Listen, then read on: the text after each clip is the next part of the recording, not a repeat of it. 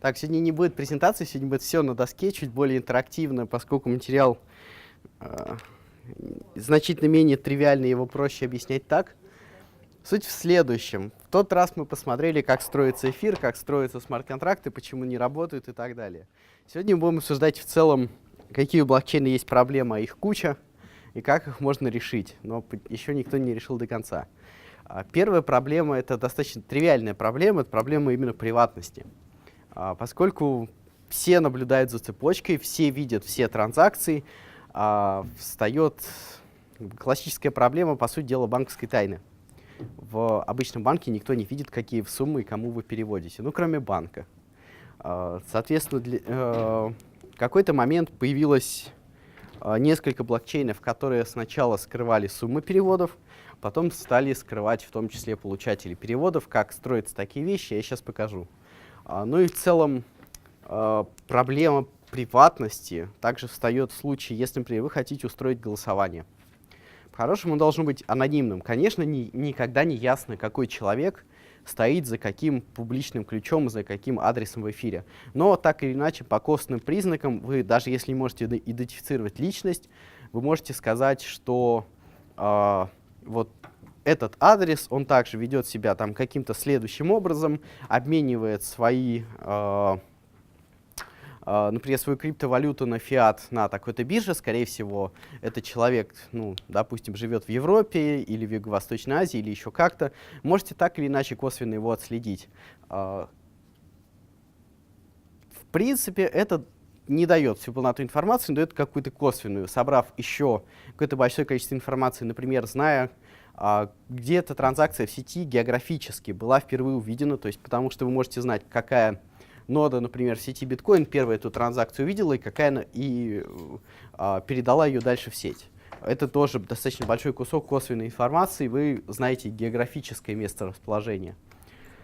Поэтому сначала мы решим именно проблему, как вы можете устроить анонимное голосование. Просто, чтобы вы понимали, это проблема решенная. В принципе, проблема приватности на блокчейне встала примерно 2 года назад, когда люди стали над этим задумываться. Что они придумали? Существует такое криптографическое построение, называется кольцевая подпись. У вас есть некоторый набор участников. Кольцевая подпись? Да, кольцевая подпись. У вас есть некоторый набор участников, ассоциированных каждый со своим публичным ключом. Публичный ключ 1 и так далее. Допустим, вы так или иначе этих участников идентифицировали, или раздали им свежие ключи, или вы не знаете о них ничего и не хотите узнать ничего больше, и они сами не хотят рассказать о себе ничего больше, кроме как каждый участник владеет одним публичным ключом, ну и соответствующим приватным ключом. Вы можете построить, это просто вам для общего развития, чтобы понимать, какие в целом вещи можно сделать в блокчейне, а какие нельзя, иногда фундаментально нельзя, и иногда нельзя, потому что еще до этого не дошли. Допустим, вы хотите устроить голосование.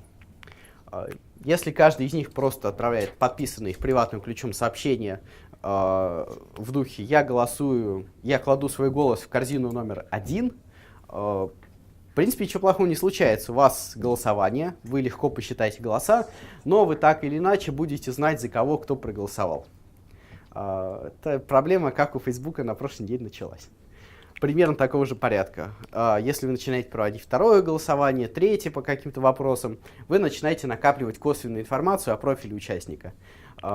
Чтобы этого избежать, кольцевая подпись обладает следующими свойствами. С точки зрения голосующих, вы берете некоторый набор подмножества ключей. Допустим, достаточно большое, чтобы в будущем накапливаемая выборка минимально раскрыла информацию о вас.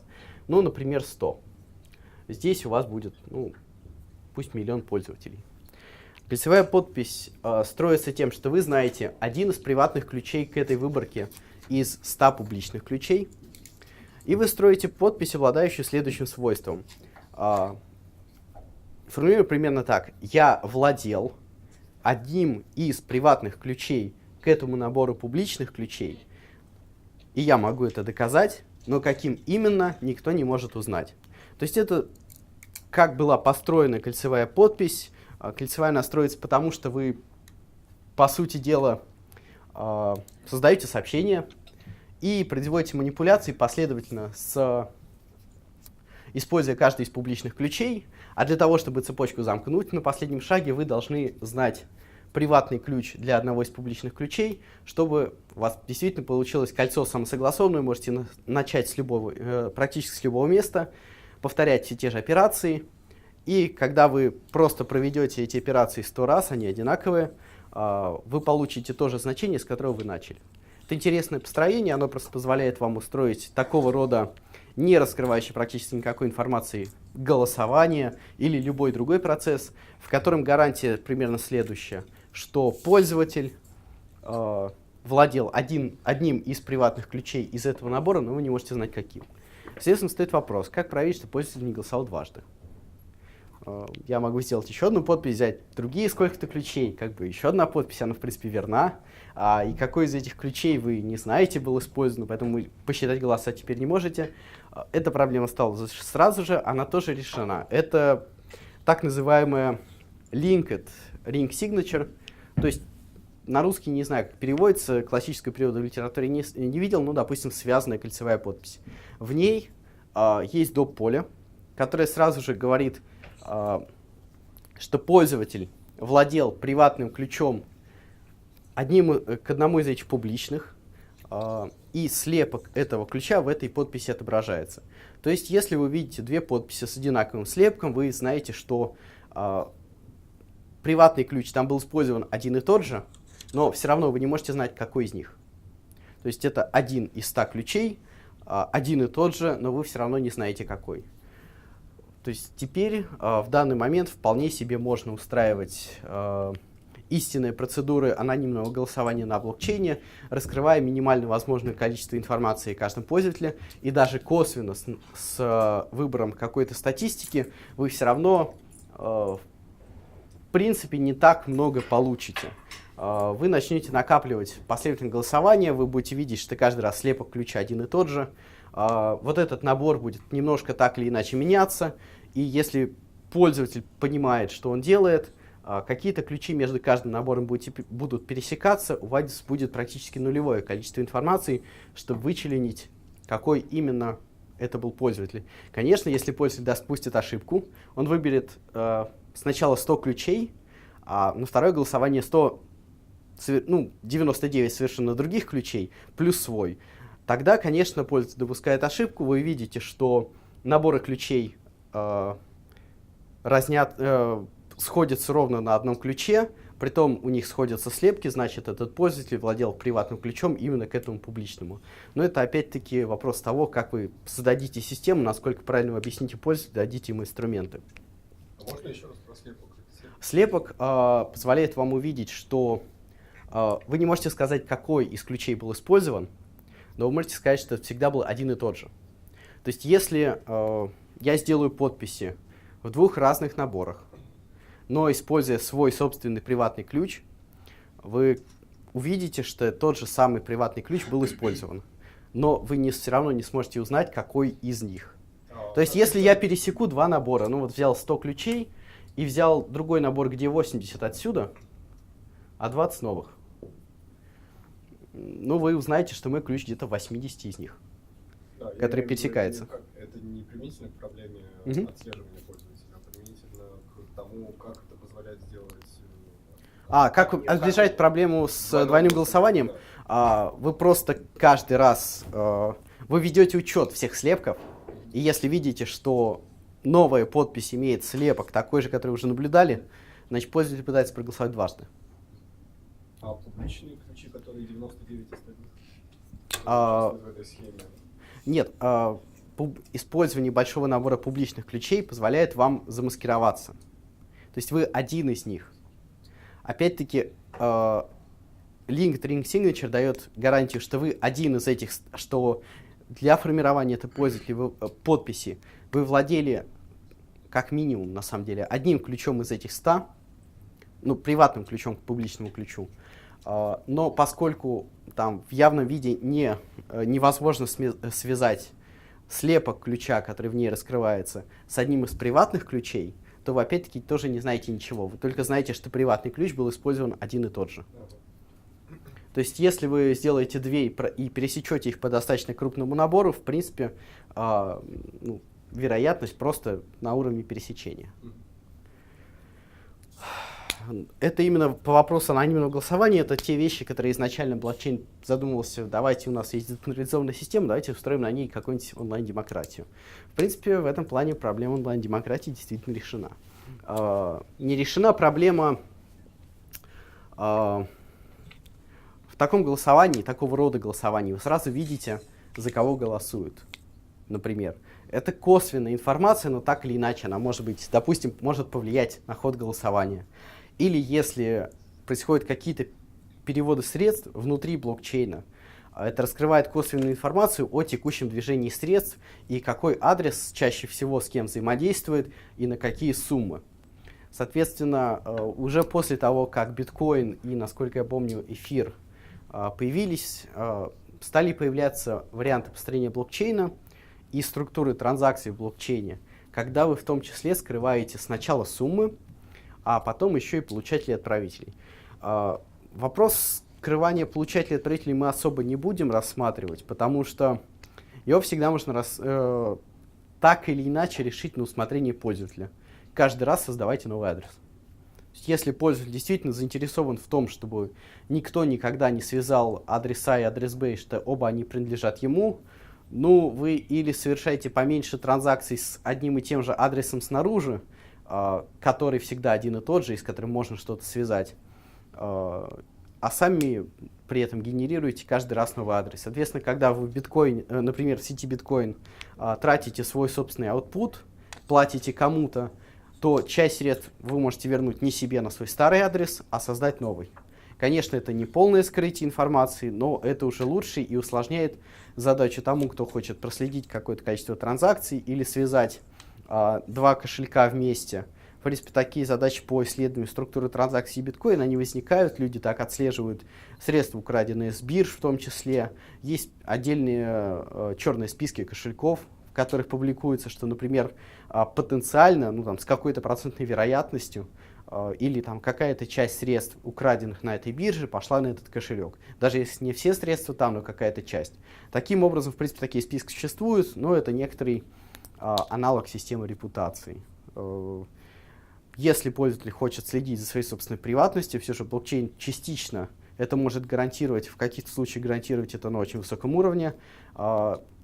Имеет смысл каждый раз создавать себе, так сказать, новую цифровую личность, новые приватные и публичные ключи, новый адрес, и таким образом, в принципе, старые не переиспользовать. Размер адресного пространства ключей, адресов огромен, то есть больше, чем количество атомов во Вселенной, и таким образом в этом плане вряд ли он когда-то в ближайшем будущем будет истощен, учитывая, что в среднем там скорость блокчейнов, биткоин, эфир, ну, допустим, даже если 10 транзакций в секунду мы возьмем, хорошая оценка, вы практически никогда его не исчерпаете. Вы будете исчерпывать его больше, чем солнце просветит. Соответственно, оставался вопрос скрытия сумм. В принципе, вариантов построения протокола конфиденциальных транзакций больше, чем один. Конфиденциальными транзакциями, в принципе, называются транзакции, которые скрывают суммы получателя. Вам рассказывали примерно, как работает арифметика на эллиптических кривых. Было на первых лекциях. Это достаточно, это несложное построение, просто для общего развития можно или сейчас рассказать, или этот вопрос будет чуть-чуть по-другому. Ну, он будет рассказан в варианте «просто поверьте мне, что так можно». Хорошо, тогда поверьте мне, что так можно. Следующим этапом, соответственно, борьба с тем, чтобы не скрывать суммы, это опять-таки косвенная информация, но если увидите в какой-то момент огромное движение средств в сети, например, на биржу или с биржи, вы можете косвенно предсказать, что кто-то будет или покупать, или продавать, или в данный момент покупает достаточно большое количество, не только по данным с биржи, которые не всегда сверхдостоверны на современных, ну, практически на всех современных криптобиржах, меняющих одну криптовалюту на другую или криптовалюту на фиатные деньги. вы можете так или иначе использовать это для предсказания будущего движения курса. Поэтому сначала появился протокол конфиденциальных транзакций, который работает за счет следующего построения. У вас есть, в принципе, что такое транзакция? Это всего лишь перевод денег от одного лица к другому, выполняющий закон сохранения. Если у вас есть два входа, и вы, допустим, создаете два новых выхода. А Все, И1 и 2 это что? И1 и 2 это что? Входа, input. Просто у вас есть два входа в транзакцию, два каких-то непотраченных output, например, в сети биткоин. И вы хотите использовать их, чтобы перевести деньги кому-то и кому-то. И один из этих кому-то может быть вы. По большому счету вы создаете два новых выхода. Первый и второй. По большому счету все, к чему сводится ваша транзакция, это вы должны, если мы опустим то, что вы должны доказать, что вы правомерный владелец этих входов, вы должны всего лишь удовлетворить такому уравнению. Что вы не создали денег из воздуха, по большому счету. Но в данном случае все видят суммы.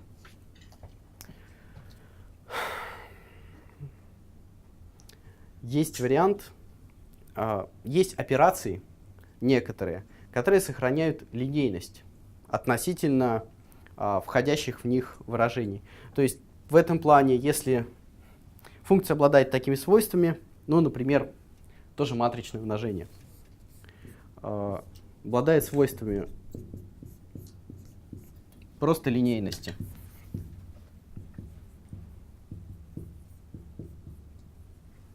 Стандартное матричное умножение. Если вы примените какую-то операцию здесь, в принципе, ничего не изменится. И здесь не всегда будет истинный ноль, но результат применения такой операции к нулю. На этом строится оригинальный протокол конфиденциальных транзакций, написанный Грегом Максвеллом. Это один из топовых разработчиков сети биткоин. Было предложено чуть ли не через год после выхода биткоина как такового, и заключается он в следующем. У вас есть некоторая операция, которая линейна относительно входящих функций слагаемых. Таким образом, она автоматически вам обеспечит выполнение закона сохранения. Что нужно сделать для того, чтобы на самом деле действительно все это скрыть, потому что если размер сумм не очень большой, и операцию знают все, это опять-таки публичный блокчейн, все его знают, то вы можете предпосчитать все значения такой операции, некоторые таблички, и потом просто найти по ним, чему была равна сумма. Давайте сделаем чуть хитрее. Возьмем еще одну такую же операцию.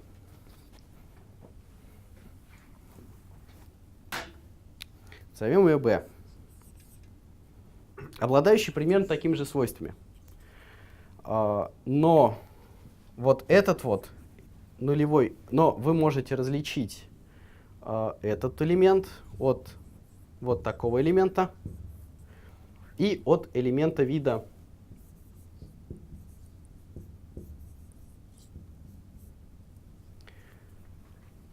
вы можете даже не различить. Вы, наоборот, их различить не можете. Но вы можете доказать, что у этого элемента компонента А равна нулю, или компонента B равна нулю, или, например, компонента B равна нулю, а компонента А не равна нулю. Используя две такие операции, вы просто складываете их. Если вы можете доказать, что компонента А равна нулю, компонента B не равна нулю, но при этом каждый раз в сумму у вас входят не такого рода величины, а сразу следующая величина вида плюс... давайте так. Обычно это R обозначается. Неудобно писать. Вы не можете отличить величину линейной комбинации двух операторов от такой величины. То есть они все входят в примерно одно и то же множество. Но вы можете доказать, например, что одна из компонент равна нулю. Каким образом? Если мы пошли в построение цифровых подписей, там это очень просто показывается. Просто если интересно, потом в конце подходите, я объясню, как строится. Вы не можете, в принципе, отличить такой элемент глобально. Не можете. От такого, такого или такого, но вы можете доказать, что какая-то из компонент равна нулю, тогда та компонента, которую вы можете доказать равенство нулю, обеспечит вам исполнение вот этого закона сохранения, а та компонента, которая не равна нулю, обеспечит вам возможность использовать вот такие конструкции, которые неотличимы друг от друга, но при этом их А-компоненты всегда выполнят вам закон сохранения. Это первый протокол конфиденциальных транзакций. Он был предложен одним из топовых разработчиков биткоина, но, как и всегда в политике, он не был реализован. На этом мы пока с такого рода транзакциями закончим. И в целом... А можете еще раз повторить? Вы сказали, что наша нулевая компонента обеспечивает сохранение. Да, если ваша нулевая компонента обеспечивает... А не нулевая, что, как она обеспечивает? Она обесвечивает то, что называется blinding. То есть вы скрываете, что у вас было вот здесь. Если вы не можете то есть суть сводится к тому, что видя вот такую компоненту и видя компоненту просто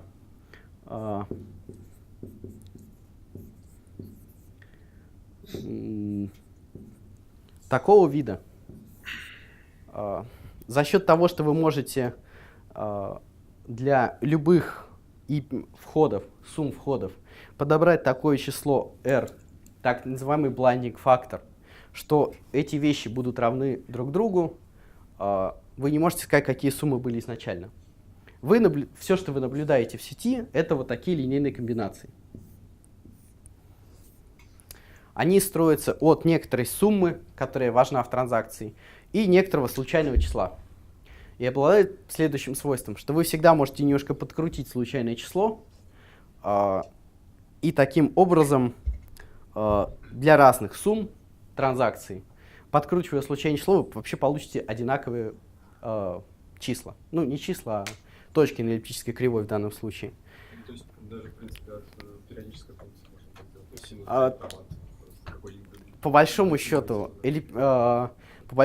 все свойства эллиптической кривой, они обусловлены тем, что это замкнутая группа, то есть примерно того же самое, что весь синус вы можете писать на отрезке от 0 до 2π. Ну, то есть, если потом интересна техника, я покажу. Вот, и пока на этом мы закончим, и расскажу вам просто для общего развития, что такое, ну, на самом деле, одно из самых интересных криптографических построений последних лет, так называемый Zero Knowledge Protocol, но это в целом протоколы, не раскрывающие информацию о входных данных, а в данном случае то, что называется ZK Snarks. Постоянно забываю расшифровку. Это Zero Knowledge. Здесь суть этой расшифровки сводится к тому, что она необходима и достаточна. Это протокол, позволяющий вам доказать примерно следующее. Допустим, есть какая-то программа. Все знают ее суть. Ну, например, пусть есть программа, которая проверяет уравнение кубическое. Ну, квадратное неинтересно, давайте кубическое. X в кубе. Параметры не важны. Как эту программу построить? Очень просто. Вы даете на вход x, она считает все, сравнивает с нулем и дает выход. Истина или ложь. Ну, исходный код такой программы тривиален, ее, в целом здесь все достаточно тривиально. Допустим, для каких-то вещей, у нас тривиальный пример, но логика от этого не меняется. Допустим, для каких-то вещей я хочу доказать всем, что я знаю решение этого уравнения. Ну, можно просто придумать значительно более сложную задачу, но ценность именно в том, что я знаю решение этого уравнения. Например, я знаю приватный ключ. Самый простой вариант, я просто публикую его. Все, кто хотят, подставляют, проверяют. Все, я его действительно знал. Но в этом случае мне приходится раскрывать всю информацию. Допустим, я хочу доказать Это обычно называется soundness, и это как раз первая буква в снарках. Что я знаю, знаю решение уравнений, или знаю какой-то ключ, или вообще случайное число, но не хочу его раскрывать. Для каких-то вариантов это тривиально. А попробуйте сделать такую же вещь, которая практически для всех программ, не имеющих бесконечных циклов, может быть построена. Так вот, ZK-снарки делают ровно это. Притом гарантирует вам еще одно свойство. Зная вход, формулируется примерно следующим. Допустим, есть программа. В данном случае вот эта программа, которая дает на выходе 0 или единицу. То есть или истина, или ложь. Или все, что в эту программу дали и запустили ее на исполнение, она закончилась с вариантом истина или закончилась с вариантом ложь. По сути дела, такая программа — это проверка. Проверка входных данных. Что я могу сделать в этом случае? Для такой программы, используя один из вариантов построения снарков, я могу создать специальную программу, которая берет на вход некоторое количество, берет какую-то входную информацию. Эта входная информация может быть или приватной, то есть не должна быть опубликована после этого, или публичной, то есть может быть в том числе опубликована как часть доказательства. И она, такая программа, называется обычно прувером, тривиально от английского. Она создает доказательство того, что я знал некоторый набор входов в такую программу, такого порядка, и что эта программа вернула мне истину. То есть я знал некоторый правильный набор всех входов, при которых программа завершается корректно. Ну, допустим, тот же самый тривиальный пример. Я знал приватный ключ для данного публичного ключа. Приватный ключ в этом случае становится приватным входом в такую программу, то есть не публикуется далее в доказательстве. Публичный ключ в этом случае становится публичным входом и публикуется как часть доказательства. Эта программа создает доказательства, обладающие одним интересным свойством. Это доказательство всегда имеет один и тот же размер. Вне зависимости от того, какой сложности у вас программа внутри. Может быть, это действительно решение кубического уравнения тривиальное. Или, может быть, это огромный протокол, гарантирующий то, что во время транзакции вы не нарушили законы сохранения. Вы так или иначе имеете приватные ключи ко всем необходимым публичным ключам. Может быть, еще что-то внутри этой транзакции происходило, что нетривиально, и вам не хочется поставлять всю информацию для того, чтобы другие участники сети ее увидели, но вы гарантируете, что вы не нарушили правила. Вы можете с помощью ZK-снарков сформировать доказательство того, что вы не нарушили правила, и при этом это доказательство всегда будет иметь постоянную длину. На этом, на самом деле, иезуитском построении был создан блокчейн, называется Zcash. Они просто используют снарки во внутренней работе для того, чтобы каждый человек, который хочет скрыть суммы своей транзакции, отправителей своей транзакции, получателей своей транзакции, он может построить достаточно требовательные компьютерным мощностям в данный момент доказательства того, что он владел всей необходимой информацией и не нарушил правил сети. И после этого вместо своей транзакции он отправляет какое-то количество информации, которую он может раскрывать и хочет раскрывать, и доказательство ненарушения правил сети. В данный момент Zcash после пары исправлений ошибок тривиальных, когда они запускались, в случае, если вы следуете такому протоколу, там есть более чем один вариант транзакций, гарантирует вам полную анонимность. Никто не знает, какая сумма была в транзакции, никто не знает от кого, никто не знает кому. На самом деле, поскольку программа, которую вы используете внутри, для которой вы доказываете знание каких-то входных параметров или то, что эти входные параметры были верны, она может быть достаточно высокоуровневой и значительно менее тривиальной. На такой вещи, например, можно построить майнинг. Вы можете примерно построить программу, которая говорит: я наблюдал некоторое предыдущее состояние блокчейна, как мы строили в прошлый раз в эфире. Я применил к нему вот эту транзакцию, я получил вот это новое состояние. Но я не хочу проводить майнинг, чтобы доказать, что мне экономически невыгодно врать в данном случае. Я просто представлю вам вот доказательство в виде ZK-снарка, что я правильно провел все внутренние вычисления и не нарушил правила сети внутри нее. Там есть вторая часть того, что генерируется из вот такого вот исходного утверждения. Это программа, которая проверяет такие доказательства. Программа, которая проверяет такие доказательства, она уникально привязана к тому, какое утверждение вы доказываете. Плюс имеет еще несколько свойств. И обычно просто публикуется и доступно публично. Любой человек может взять исходный код утверждения, которое вы хотите доказать, прогнать тот же алгоритм для создания программы, которая должна проверять это, и удостовериться, что они совпадают. В этом вся прелесть этого построения, на пальцах. И, в принципе, за счет того, что утверждение, которое вы доказываете внутри, может быть значительно менее тривиально, в принципе, многие протоколы развития блокчейнов на будущее закладываются, что такие построения будут использоваться. Это в целом для общего развития вещь непростая. Кому интересна конкретная техника и более строгие построения, можно подойти после лекции. А сейчас, наверное, чтобы мозг отдохнул и в целом значительно менее технически, расскажу просто вкратце, поскольку уже всех мозг устал, будущее направление развития блокчейна в плане, как мы будем скорость увеличивать. Начнем с самого старого примера. Он называется State Channels. Вы понимаете, что большинство транзакций в блокчейне, они изначально peer-to-peer. То есть между двумя лицами, по большому счету. Или, например, вы покупаете кофе с утра. Вы в одном и том же месте, время от времени, достаточно регулярно, с утра платите кредиткой, какую-то небольшую сумму, значительно меньше, чем даже комиссия в сети биткоин за перевод между двумя лицами. И таких транзакций много. На этом Visa и MasterCard работают. Они это большое количество транзакций агрегируют, потом считают итоговую сумму, кто сколько должен из больших участников сети а-ля банков, которые выпустили вам кредитку, и раз в день проводят net settlement, то есть только на разницу увеличивают или уменьшают их балансы. Притом Visa и MasterCard по большому счету своим именем и некоторыми юридическими ограничениями гарантируют, что все вычисления были проведены верно.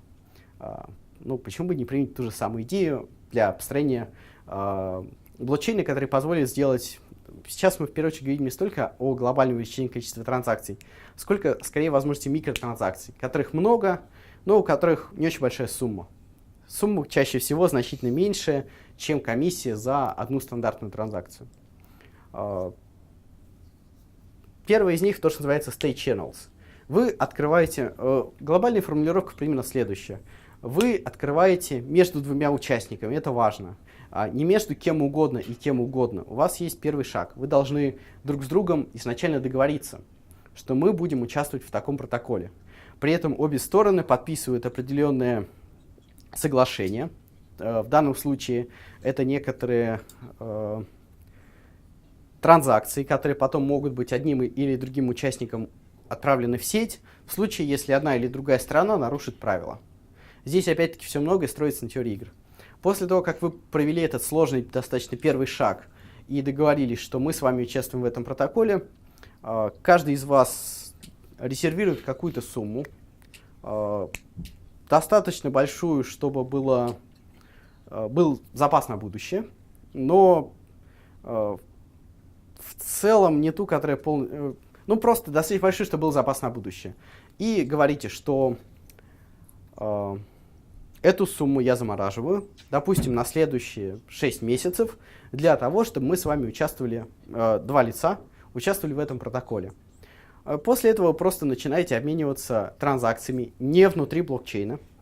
У вас есть определенный протокол, который позволяет вам в какой-то момент, в случае диспута, перенести все это взаимодействие на публичный блокчейн и так или иначе, заплатив достаточно большие штрафы и комиссии за счет того, что это будет в публичном блокчейне, разрешить ваш спор на уровне того, что у вас начальный протокол такой, вы начинаете просто обмениваться друг с другом информацией не на цепочке, просто как два лица, примерно следующего уровня.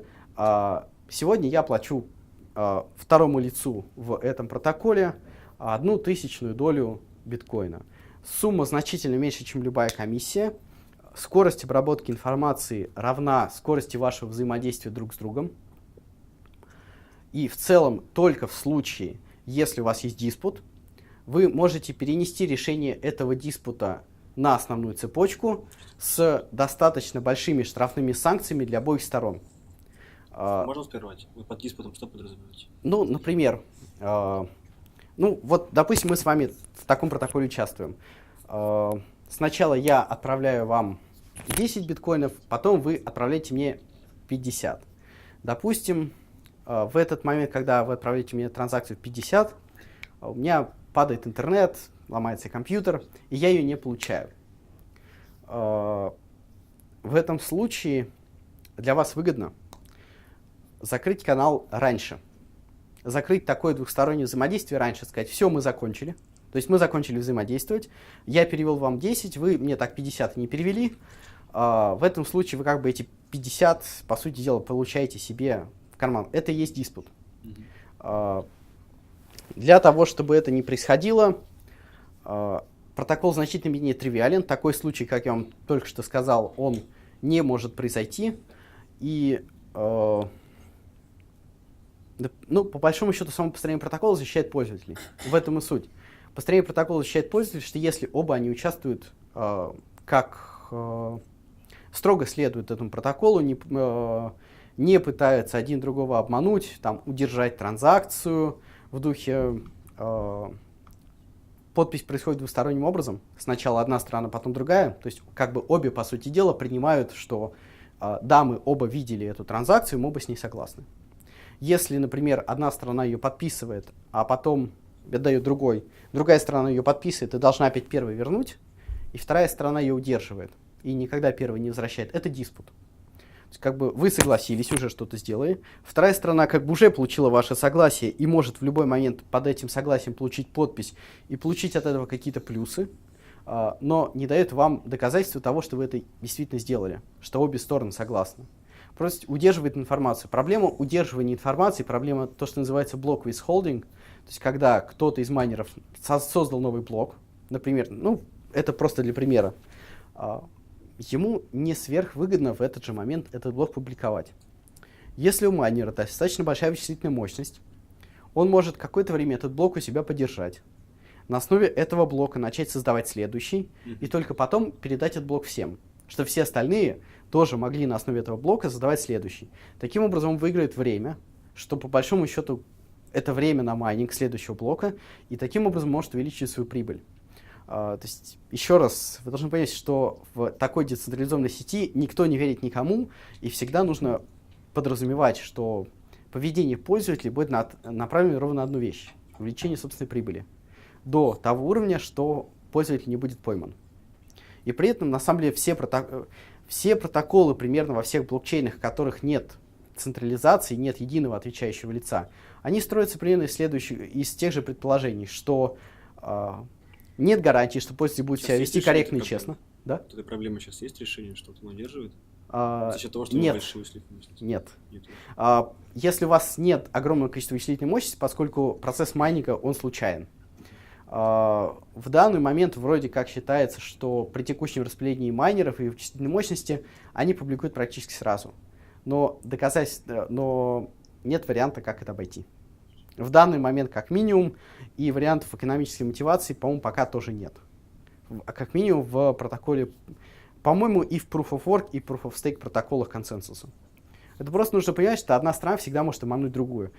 Намеренно, в случае, если действительно вы не хотите подписываться под какой-то информацией, вам это невыгодно. И вы думаете, в этом случае, я ничего не теряю, а даже приобретаю. Такие случаи стараются решить на уровне протокола, и все протоколы, которые так или иначе чаще всего публикуются и принимаются достаточно большим количеством пользователей, они решают эту проблему. Они изначально, эти протоколы, в смысле, исходят из предположения, что пользователи ведут себя некорректно, с максимальной выгодой для себя, и протокол должен обеспечивать защиту одной стороны от другой в случае некорректного поведения counterparty. Так вот, возвращаясь к нашим баранам, а-ля к State Channels. State Channels чуть более общий термин. В этом случае это просто приватный канал проведения платежей. В случае, если вот в таком взаимодействии одна сторона что-то подписала и обратно не дает, вы переводите, это диспут, их примеров диспутов больше, чем один. Вы переводите взаимодействие на уровень выше, идете в суд. Таким судом выступает основной блокчейн. В этом случае вы начинаете в нем публиковать доказательства, да, вы начинаете иметь штрафы, и по большому счету в этом случае публикация доказательств сводится примерно к следующему. Вот, допустим, на последней транзакции у нас с вами диспут. В этом случае я просто публикую... На последней транзакции у нас транзакции были между нами? Да, только между нами, их никто не видел, они только между нами. В этом случае я могу начать диспут следующего рода. Я авторитарно говорю, что другая сторона ведет себя некорректно, я хочу забрать все ее деньги. И на уровне протокола единственным способом, и другой стороне дается время на ответ. И единственным способом в этом случае, чтобы все деньги в результате такого диспута не перешли к кому-то из сторон, которые заявляют, что у нас диспут, эта другая сторона должна опубликовать ответ, что нет, на самом деле у нас было взаимодействие, и на самом деле мы его закончили вот на этом уровне.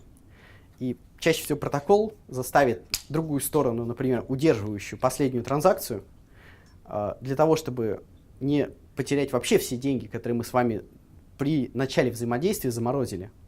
Он заставит ее отдать последнюю транзакцию.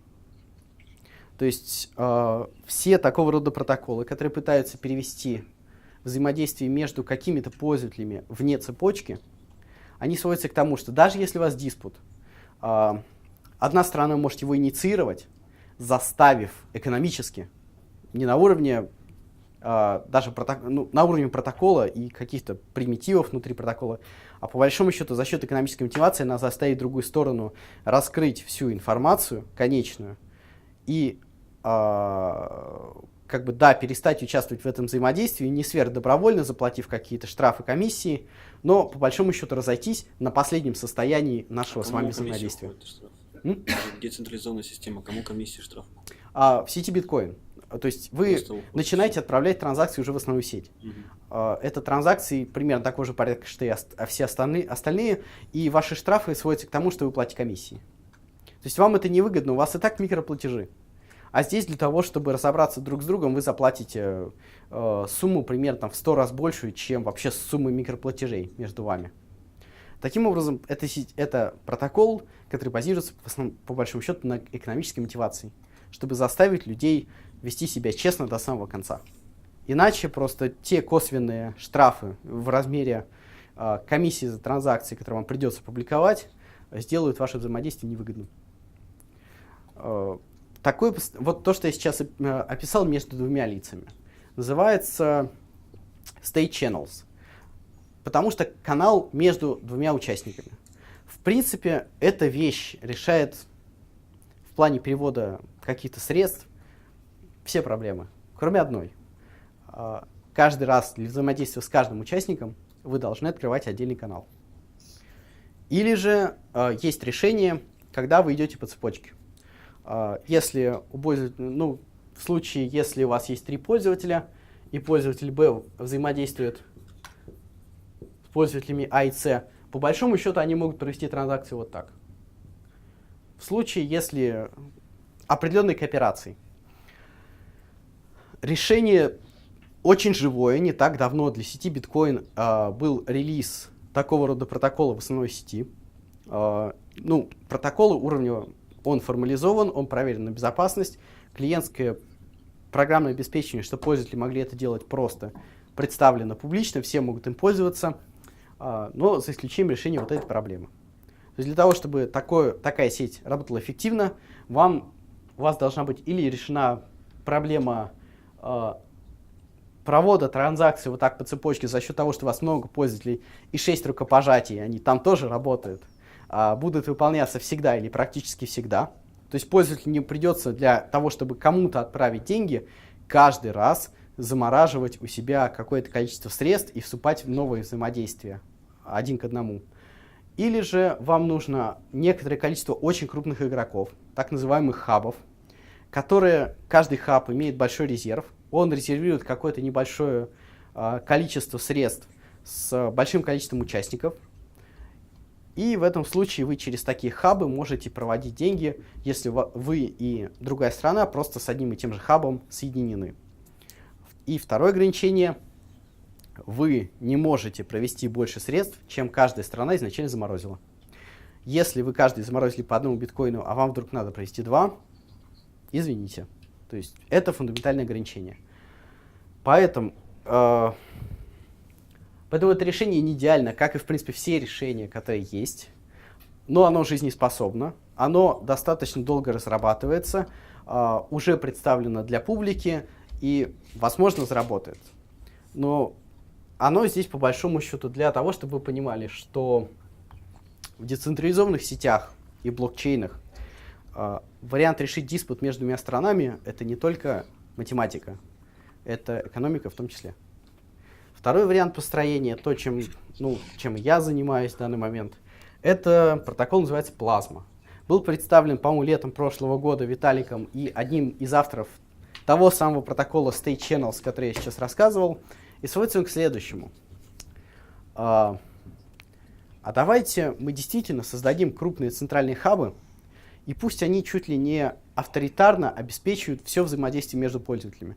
То есть ведут, по большому счету, внутри себя микроблокчейн, в котором будут выполняться совершенно произвольные правила. Это даже не в оригинальной статье это даже не конкретизировалось. Давайте вложим просто один блокчейн внутрь другого. У вас есть, например, деньги в сети, но такое построение, к несчастью, возможно только в сети эфир. У вас есть какое-то количество эфира, вы переводите это количество в дочернюю сеть, там выполняете транзакции с кем угодно, в любых количествах, без каких-либо ограничений, кроме единственного, вы ограничены той суммой, которую вы изначально туда перевели. А потом вы выводите деньги обратно, если вам нужно. Если посмотреть сверху, очень поверхностном смысле, замечательное решение. Вы, по сути дела, делаете частичную централизацию. Какое-то третье лицо полностью несет на себя ответственность за ведение балансов пользователей, за подтверждение транзакций, за то, что пользователи дважды не тратят одни и те же деньги.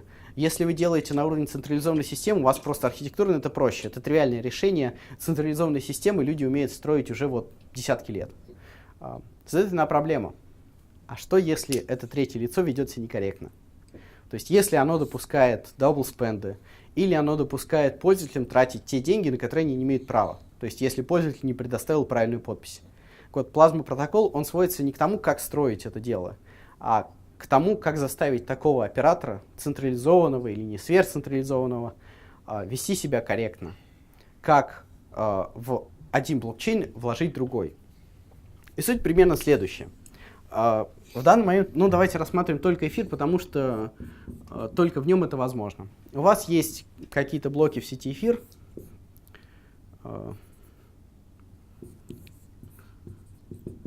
И так далее. И у вас есть некоторый черный ящик в виде этого вложенного блокчейна. Здесь жизнь идет совершенно своим чередом, и все, что происходит, это пользователь взял в какой-то момент, перевел сюда какое-то количество средств через смарт-контракт, который будет иметь определенную власть в этом случае. И дальше здесь этот пользователь может, давайте вот так отображу, сделать кому-то отправить, оставив кусочек себе, еще кому-то, и так далее. И в какой-то момент точно так же взять какое-то новое состояние и перевести его сюда. Например, как обезопаситься от того, что этот черный ящик не нарушит какие-то правила, просто логические, такие как законы сохранения. Например, он не даст, договорившись с пользователем А здесь, что мешает ему договориться с пользователем А уровня, давай разбогатеем. Потому что все средства в основной сети просто замораживаются на каком-то смарт-контракте. То есть в данном случае законы сохранения выполняются следующего уровня, что общее количество денег здесь равно общему количеству замороженных денег здесь. Ну, тривиальный закон сохранения, просто обеспечивающий логическую согласованность. Он говорит, давай ты заведешь сюда один эфир, я тебе помогу, пропущу какую-то транзакцию, которая по большому счету нарушает закон сохранения, и ты выведешь 10 тысяч эфиров. Так вот, для того, чтобы этого не случилось, Plasma протокол по сути дела рекомендует. Это самое смешное, по сути дела, это рекомендации и общие правила, как вам нужно думать. Не как вам нужно это строить, а как вам нужно думать и где может быть тонко и где может порваться. В этом случае вы должны, для того, чтобы вообще верить плазма-оператору, вы должны заставить его публиковать минимально необходимую информацию, чтобы в случае, если вы следите за вот этой сетью, вы в любой момент могли транзакцию такого рода поймать. Вы смогли ее оспорить не здесь, а в смарт-контракте в основной сети. Логика глобально примерно та же самая, что и в State Channels. Если у вас есть диспут здесь, вы переводите его сразу на уровень выше, в основную сеть, где ни у кого нет абсолютной власти. То есть, если пойти дальше, то, как в фильме Inception, вы можете сделать еще раз. Вы можете следующий черный ящик построить. Если каждый раз, на каждом этапе вы можете ловить следующий черный ящик на неправомерном поведении. Вариант такого изначально централизованного построения хорош тем, что при правильном техническом построении пользователь Анира завел сюда деньги и может взаимодействовать с кем угодно. Здесь, допустим, вы можете отправить какое-то количество средств на произвольный адрес, и после этого любой пользователь, который даже никогда не взаимодействовал с этой подсетью, вы можете ему сообщить, у тебя есть определенное количество средств там переведенные, пожалуйста, если они тебе нужны, и как ты их хочешь пользоваться, можешь пользоваться здесь, можешь вывести их обратно. По сути дела, вы создали некоторый узел централизации, с помощью правил смарт-контракта в основной сети защитились от некорректного поведения, но таким образом решили проблему того, что вам нужно открывать такой канал или каждый с каждым, или пользоваться проведением через 6 рукопожатий, или создавать достаточно большие крупные узлы централизации. Публичный релиз будет скоро из глобальных вещей. Я, во всяком случае, очень надеюсь, Виталик заинтересован в том, чтобы такие вещи, плазма работала, и, в принципе, спецификация и технические реализации движутся. Опять-таки, здесь нужно понимать, что вариант поймать вот этот черный ящик на неспортивном поведении, он в том числе экономический. То есть, скорее всего, например, вы потребуете, вообще для того, чтобы пользователи пользовались такой системой, вы можете потребовать от оператора такой сети заморозить значительную сумму. И с помощью смарт-контракта, правила в котором публичны и открыты для всех, вы можете потребовать, чтобы, если первый раз будут представлены доказательства того, что этот черный ящик повел себя некорректно, тому лицу, которое представит эти доказательства, будет выплачено, например, 10 тысяч эфира. В этом случае оператору такого черного ящика нет смысла даже пытаться вести себя некорректно в случае, если его выигрыш составляет меньше 10 тысяч эфира. А далее, конечно же, следует простые оценки сверху уровня, сколько пользователей будут этим пользоваться, какие суммы они будут держать внутри на балансах и так далее и тому подобное. То есть каждый пользователь в этом плане может решить для себя сам, насколько его устраивает протокол в этом плане и насколько его устраивает система экономических мотиваций.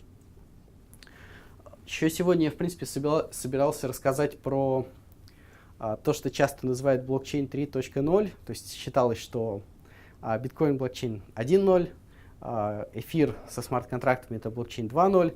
Блокчейн 3.0 это другая система построения блока и консенсуса. Это то, что называется DAG. Directed Acyclic Graph. По большому счету, что такое блокчейн? И самое главное правило блокчейна, где у вас на самом деле истинный конец. И почему там так важна проблема с 51%.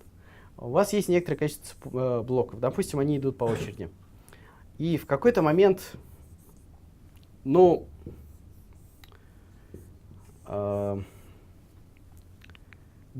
допустим, два майнера практически одновременно нашли по блоку. То есть вполне легитимный вариант, никакой атаки, ни у кого даже нет системы, ни у кого нет экономической выгоды для того, чтобы создать какой-то другой блок, включить сюда невалидные транзакции, даблспенды и так далее. Просто у вас произошло ветвление. Это нормальный процесс в Proof of Work сети. Потому что правила такие. Это изначально ветвление не запрещено в блокчейне. Просто правило следующее, что если у вас есть ветвление, правильно считается то, которое самое длинное. То есть то, что бывают блоки вот такого рода, так называемые orphan блок, как бы, по сути дела, сирота. К нему никто дальше не стал пристраивать блоки. Ну, просто, например, потому что следующий майнер, он увидел этот блок раньше, чем этот, уже начал работу, уже успел построить следующий, его опубликовал. Все просто, все быстро увидели, что, еще один новый блок, еще и с большим номером, и идет не отсюда, а отсюда, ну, значит, про это вообще можно забыть. В принципе, это Proof of Work консенсуса есть. Ветвление не запрещено, но оно просто разрешается. Как обычно, как любят делать люди в математике, вот у нас были действительные числа. А давайте что-нибудь сделаем интересное. Давайте построим комплексные числа. А потом кватерионы и так далее. На самом деле, это во многих вещах, не только связанных с математикой, как казалось, вы начинаете работать с чем-то простым, а потом вводите вторую размерность, и у вас все начинает работать очень по-новому и с очень интересными свойствами. Давайте сделаем то же самое. Давайте у нас будет одно начало, а потом мы разрешим ветвление.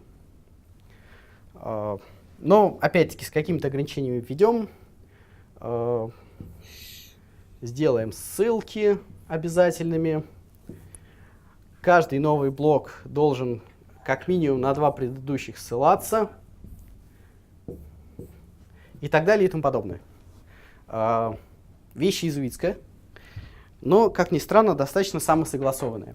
Для такого построения, во-первых, здесь за счет того, что вы не просто одну цепочку тащите, и вам нужно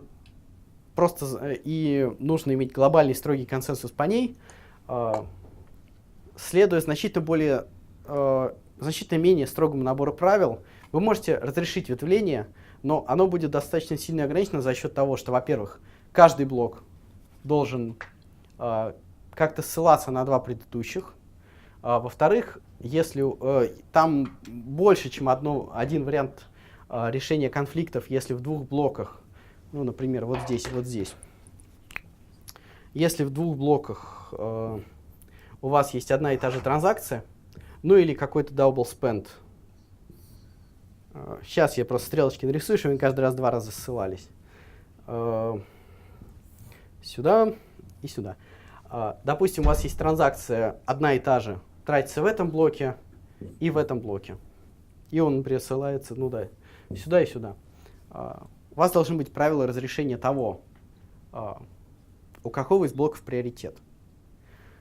Эти правила были построены недостаточно самосогласованы, но построение все еще, его стоит считать экспериментальным, то же самое, как алгоритмы Proof of Stake, консенсуса, до сих пор нет, в котором можно было быть полностью уверенным, что у пользователей не очень большая экономическая мотивация вести себя, нарушая правила сети.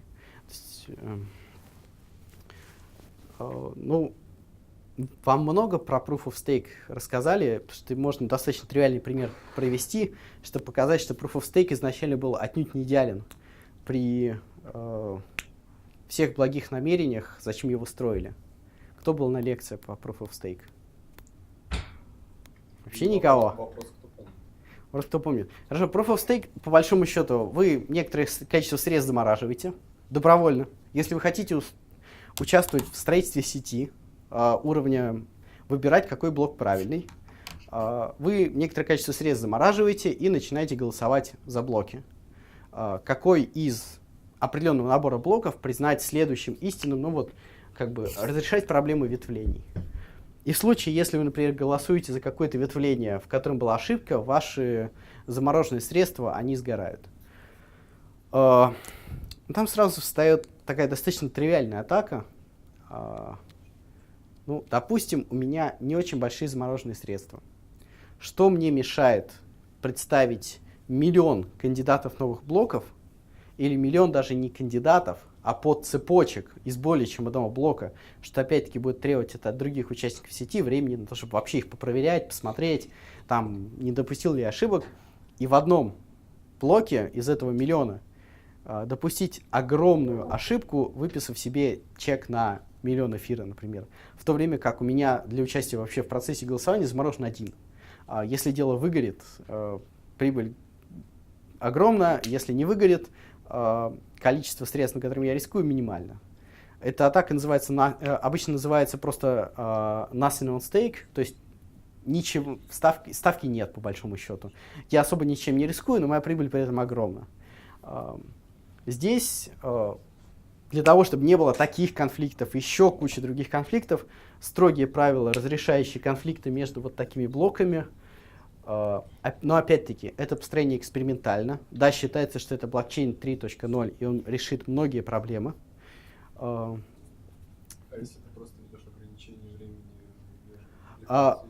Вариантов больше, чем один. Вы можете, есть статьи, Microsoft, на самом деле просто Microsoft, это не их профильное подразделение, у них есть очень много статей, опосредованно к этому относящимся, и, например, Microsoft выпустили первое построение протокола языка Snarks, которое было практически используемо. Как ни странно. В совершенно другом ключе, безотносительно блокчейна и всего остального, поскольку вы можете доказать произвольное утверждение, оно сводилось примерно к следующему. Вы отправляете данные облачному провайдеру, который делает с ним какие-то расчеты. Как вы можете верить в истинность таких расчетов? Поэтому Microsoft когда-то, по-моему, если я правильно помню, в 2014 году или 2013 выпустил первое практическое построение протокола языка Snarks, решающего проблему не блокчейн, вообще не связанную, а только о том, что как вы можете верить облачному провайдеру и как облачному провайдеру можно доказать, что он взял ваши данные и правильно все по ним посчитал. Поэтому, если вам интересно, просто советую читать первоисточники. Их сильно больше одного, и они все разнятся. Каждый во что гораст. Просто понимайте, что это вариант, это экспериментальное построение. Но, чтобы вы понимали, вот все это огромное количество данных. Просто огромное количество места на жестком диске. И уже сейчас блокчейн того же биткоина требует внешнего дискового хранилища. По-хорошему. То есть все больше и больше места. В какой-то момент, просто за счет того, что исторически он растет, новые блоки, новые непотраченные выходы и так далее и тому подобное, вы не сможете его скачать и синхронизировать на обычном компьютере.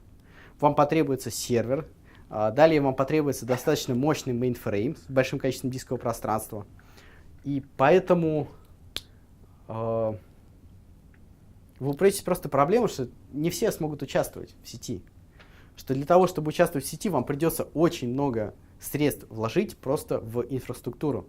Для того, чтобы вообще иметь представление о том, каково внутреннее состояние сети, какие выходы не потрачены, какие блоки были, какой выход в каком блоке был потрачен. И как только вы начнете все вот такие вещи, и даже обычный биткоин, переводить на инфраструктуру мейнфрейма или облака, у вас сразу же встанут другие проблемы.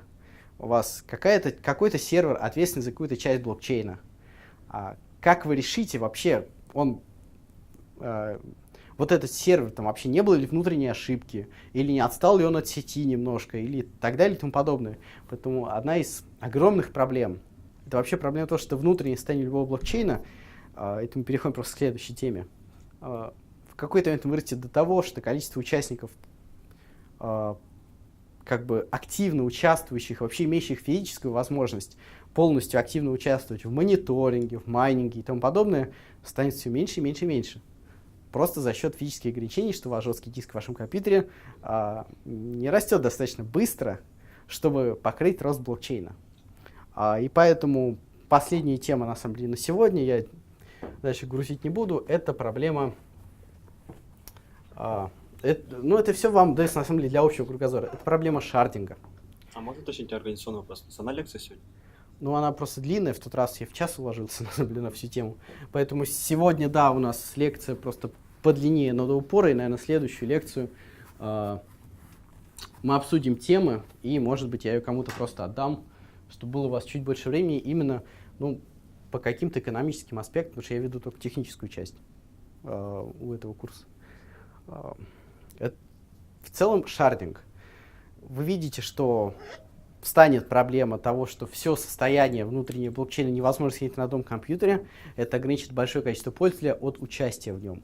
Да и если уж говорить честно, то даже сейчас есть замечательный плагин для Chrome, называется MetaMask. Позволяет работать с сетью эфира. Позволяет отправлять транзакции, хранит у себя приватный ключ под паролем, показывает ваши балансы, позволяет отправлять средства кому-то. Он опирается на то, что где-то там у какого-то третьего лица, у провайдера на облаке есть полностью синхронизированная копия эфира со всеми текущими актуальными балансами, и он просто вам отображает ту часть информации, которая вам интересна. Сюда стоит логический вопрос. А ведет ли себя это третье лицо корректно? Уровня, какова его мотивация вообще показывать вам ваш истинный баланс? Плюс, опять-таки, да, исходный код того же плагина открыт, любой может проверить, что в нем никогда не было ошибки. Но, опять-таки, есть разработчики, которые публикуют этот код, которые в какой-то момент, допустим, в одной из версий сделали ошибку, намеренно, ненамеренно, которые, ну, например, вы хотите отправить кому-то один эфир, отправите 10. Ну, опечатались где-то в нолике, в показателе степени. Эти вещи тоже нельзя проверить. Изначально все исходит из того, что пользователи должны сами полностью владеть всеми инструментами для работы с сетью, иметь полную копию текущего состояния, их собственных балансов, всех вещей, в которых они заинтересованы. И пункт второй, если пользователь не заинтересован в проверках, то считается, что по умолчанию считается, что ему не сверхинтересно, ему не в целом важно, сколько у него денег, там, не увел ли кто-то его деньги и так далее и тому подобное. И в этом случае никто о нем не заботится. То есть тоже нужно понимать, что если пользователь... в целом, вот сейчас это такая проблема, и в принципе это такой достаточно стандартный уже согласованный подход, что если пользователь не хочет сам смотреть, что все его средства были потрачены верно, что его баланс такой-то, и он не проверяет это время от времени, то ему все равно, и его конкретное благополучие никого не волнует. Просто вы тоже должны это понимать, что после должна быть мотивация. Не только пользоваться блокчейном как каким-то набором услуг, но желательно вести себя достаточно активно, проверять его и так далее и тому подобное. Естественно, для того, чтобы он его мог проверять, он должен иметь возможность как-то какую-то часть информации скачать, лично ее проверить, личного уровня на своем личном компьютере, где он так или иначе имеет какую-то полноту власти. И после этого он будет уверен, что его баланс такой-то. Шардинг, в первую очередь, мы сейчас говорим о сети эфира. Там, как рассказалось на предыдущей лекции, есть глобальное состояние, просто описывающее все балансы и данные, связанные с каждым аккаунтом. Почему бы нам не разделить адресное пространство аккаунтов, например, по первым нескольким байтам, и сделать маленькие подблокчейны. Один из них полностью ответственен, например, за адреса, начинающиеся с единички, следующий с двойки, с тройки и так далее. Вы делите таким образом блокчейн на некоторое количество, казалось бы, на первый момент, не взаимодействующих узлов, у каждого отдельный баланс. Каждый ведет у себя часть данных в n раз меньше, где n количество того, на сколько вы поделили все глобальное состояние. И, как казалось бы, все хорошо, а нет. А допустим, у вас есть транзакция из одного кусочка или шарда в другой. Как с этим быть? Как быть с транзакциями, которые затрагивают два шарда и должны быть разрешены на третьем?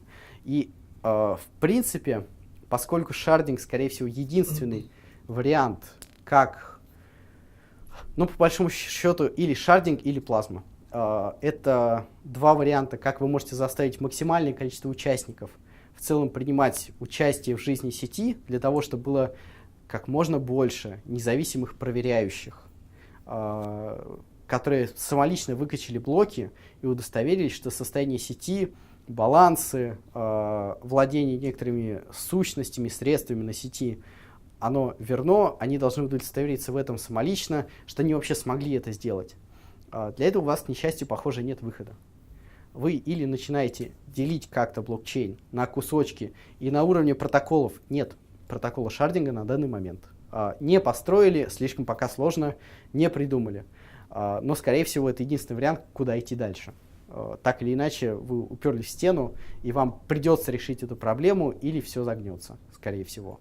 В этом случае вы или решаете эту проблему, таким образом вы удерживаете от уменьшения круг участников активных, и тогда, в принципе, блокчейн живет.